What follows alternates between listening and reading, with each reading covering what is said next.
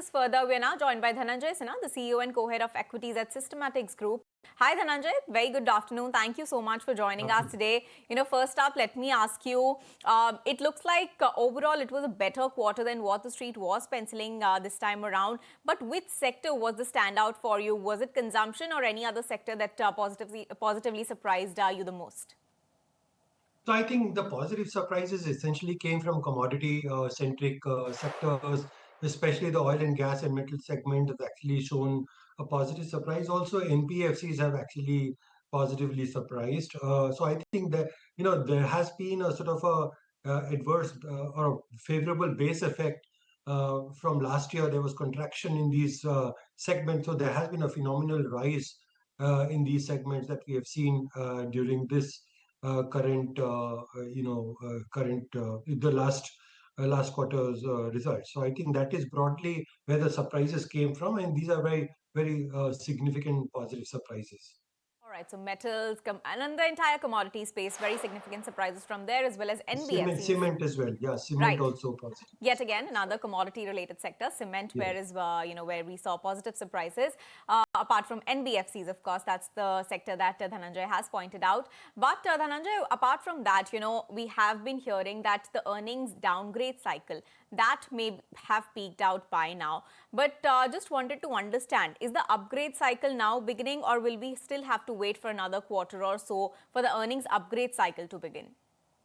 So I think the general view or expectation is that because the government has come up with stimulus with respect to the GST rationalization, and RBI has front-loaded a lot of monetary easing, uh, the expectation is that the second half will be better. I think most of the consumer companies have been struggling on the demand side, especially with the GST implementation. There are certain teething problems. So people are generally guiding for an improved second half, and with the wedding season coming up, people think that there can be pickup. So I think those are the expectations that are there. I think also from a RBI standpoint, RBI and government together have been talking more about deregulating the banking sector. So there is a certain amount of expectation that is building around that as well. So I think broadly the expectation is that there can be bottoming out of the earnings cycle. However, I think we have seen in the past that many a times these expectations are belied. So we need to be cautious about how we extrapolate from here on.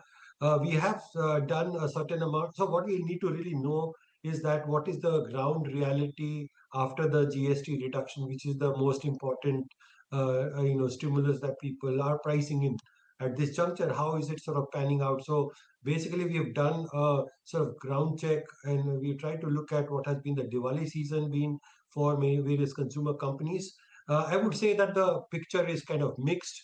I would say the sense that we are getting is that the cash flow at the distributor level across multiple consumer segments has been really tight. So I think we will need to really look at how much the stimulus will translate into better demand side. I think at the end of it, we are looking at better demand side.